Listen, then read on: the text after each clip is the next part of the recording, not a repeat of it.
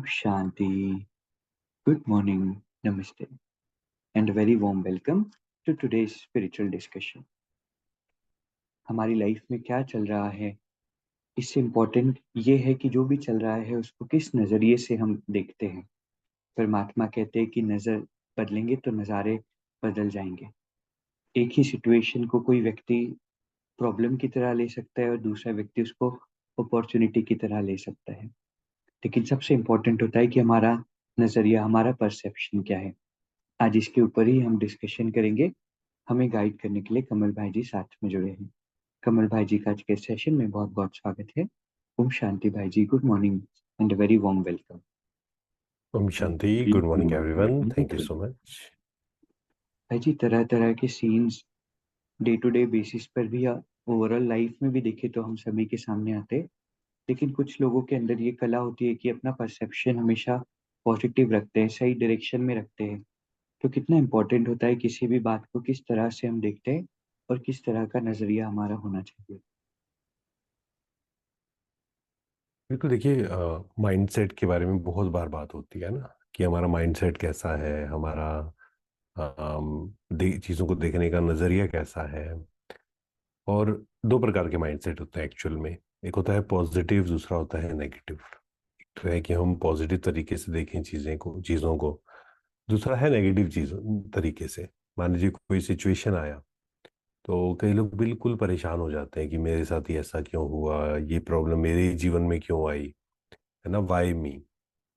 और कुछ प्रकार के लोग होते हैं कि जब सिचुएशंस आती हैं, चैलेंजेस आते हैं, तो वो एक्साइटेड हो जाते हैं, या वो एक उसको पॉजिटिव तरीके से देखते हैं कि ये सिचुएशंस मेरे जीवन में क्यों आई हैं, है ना, उस पर ध्यान रखते हैं।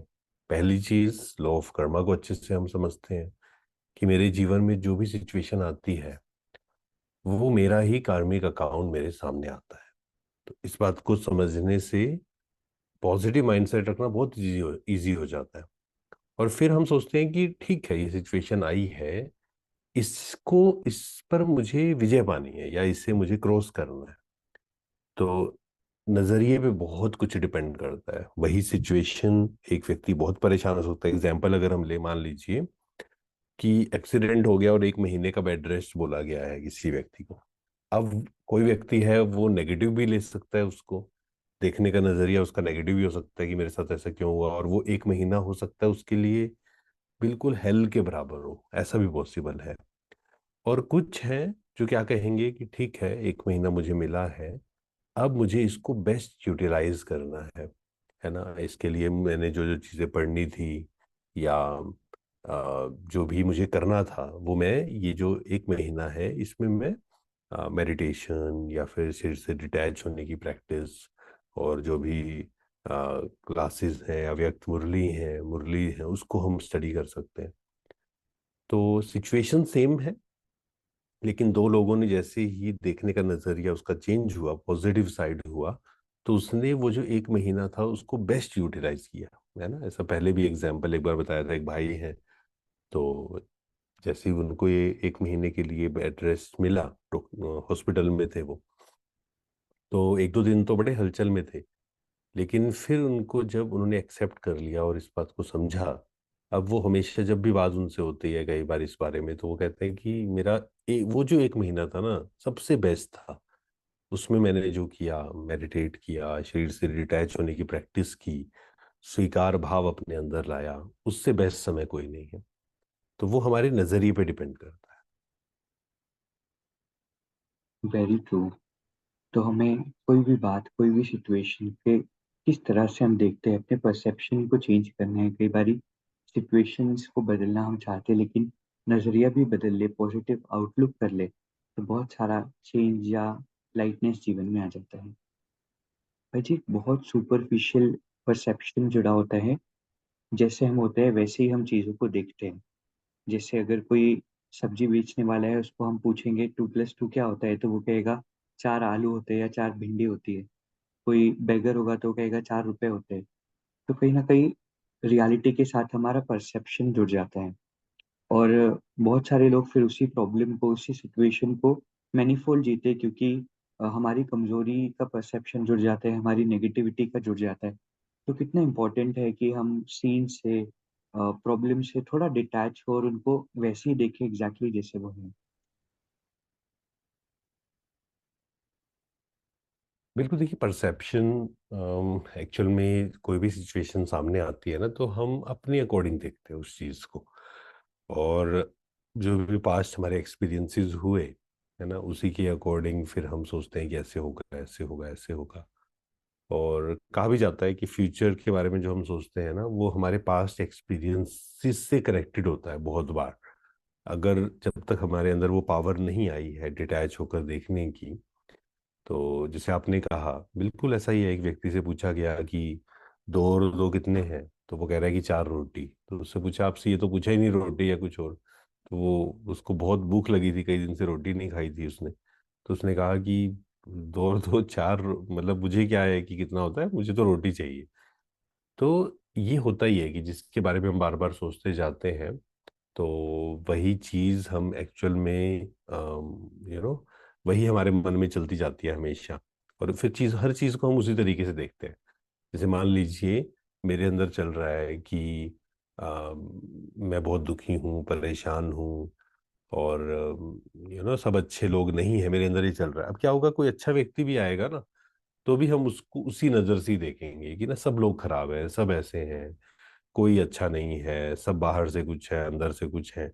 इस प्रकार से हम लोगों को भी उस तरीके की, उस नज़र से देखना शुरू कर देते हैं कई बार।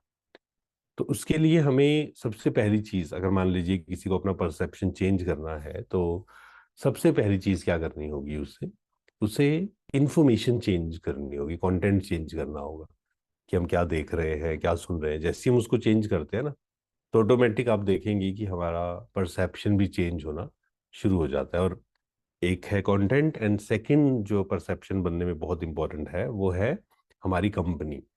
चाहे वो लोग जो हमारे साथ रहते हैं वो, या फिर मोबाइल, अगेन वो कंटेंट ही हो गया वैसे तो, कि डिजिटली हम किन लोगों के साथ रहते हैं, या कौन किस प्रकार की बुक्स पढ़ते हैं। तो उससे हमारा परसेप्शन बहुत चेंज होता है एक्चुअल में। राइट भाई जी, तो कंटेंट पर ध्यान देना होगा, कंपनी पर ध्यान देना होगा, क्योंकि एक परसेप्शन हमने डेवलप करके रखा हुआ है, उसको हमें चेंज करना होगा, या एक रॉ परसेप्शन हमारा बनो। भाई जी, किसी से भी अगर हम बात करें, उनकी लाइफ में प्रॉब्लम चल रही है, तो एक चीज हम सभी ऑब्जर्व कर सकते हैं कि वो प्रॉब्लम इसीलिए है क्योंकि वो ओवर इन्वॉल्व है उस सिचुएशन में, बहुत ज्यादा उसके बारे में सोच रहे हैं, और फिर मन को हम ब्रेक ही नहीं दे पाते हैं। चाहे हम योग भी लगा रहे हैं तो बात हमारे चित्त पर होती है, और कुछ भी कर रहे हैं तो बस वही वही ख्यालात चलते हैं, उससे डिटैच नहीं हो पाते, और इसलिए एक हैवी परसेप्शन भी क्रिएट हो जाता है। तो कैसे हम एक डिटैचमेंट की प्रैक्टिस डेवलप करें, और कितना इम्पोर्टेंट है कि जब भी कोई बात आए तो कम से कम कुछ देर हम अपने मन को ब्रेक दें। बिल्कुल, देखिए पॉज लेना है ना, अगर हम सिर्फ 30 सेकेंड्स भी पॉज लेते हैं ना किसी भी सिचुएशन में, मान लीजिए कोई बात आई, तो ज्यादातर लोग क्या करते हैं, एकदम से रिएक्ट कर देते हैं, है ना। रिएक्शन एंड रिस्पॉन्ड, एक्चुअल में इमोशनल इंटेलिजेंस की जब हम बात करते हैं ना, तो वो यही है कि हम रिएक्शन को धीरे धीरे धीरे रिस्पॉन्स में बदलते हैं। पॉज, थोड़ा सा पॉज लेते हैं उसमें, थोड़ा सा मन को शांत रखते हैं, और डिटैच होकर। अब डिटैच कब होंगे, जब हम पॉज लेंगे, है ना। एकदम से रिएक्ट करेंगे तो डिटैच तो हुए ही नहीं।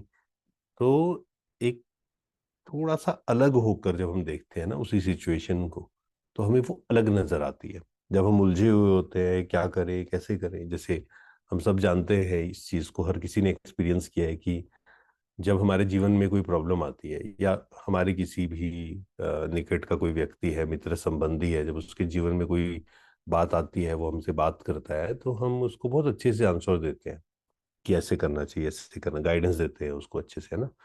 लेकिन वही सिचुएशन जब हमारे जीवन में आती है, तब हमें समझ नहीं आता है कुछ। जिसको हमने गाइडेंस दी थी, वही व्यक्ति हमें अब गाइडेंस दे रहा होता है। रीजन क्या है इसका? इसका मेन रीजन यही है कि हम जब सामने वाले को गाइडेंस दे रहे थे, तो डिटैच होकर दे रहे थे, है ना। उसके जीवन में जो परिस्थिति चल रही है, उससे हम अलग थे थोड़े से। लेकिन जब हमारे जीवन में वो चल रहा था, हम जुड़े हुए थे बिल्कुल। तो जैसे ही डिटैच होकर देखते हैं, अपने आप को भी, अपने जीवन की सिचुएशंस को भी साक्षी होकर देखते हैं, तो फिर हम बेहतर समाधान की ओर आगे बढ़ सकते हैं हम।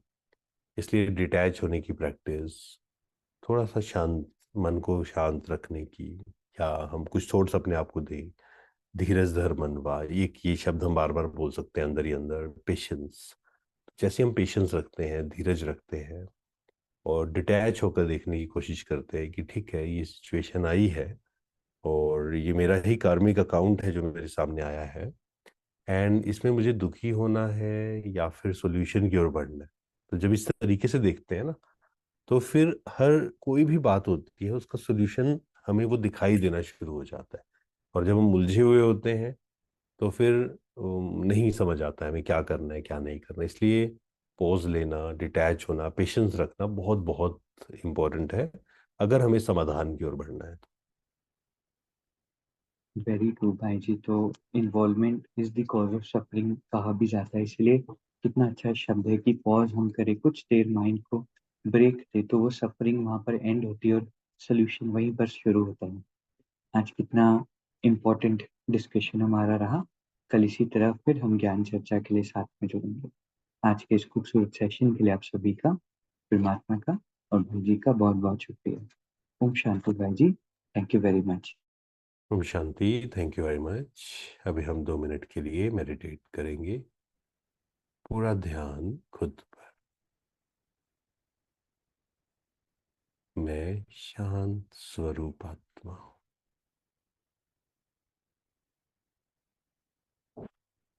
शक्ति स्वरूप आत्मा हूँ।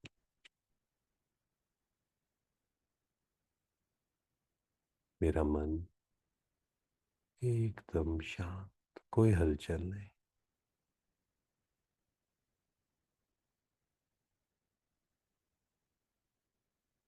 मैं आत्मा साक्षी होकर ड्रामा के हर एक सीन को देख रही। हम सब एक्टर्स अपना अपना पार्ट प्ले कर रहे हैं।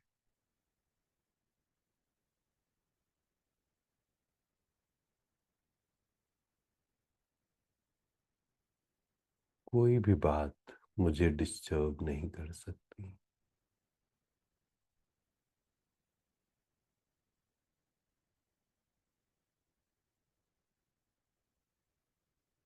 ओम शांति। शुक्रिया, शुक्रिया।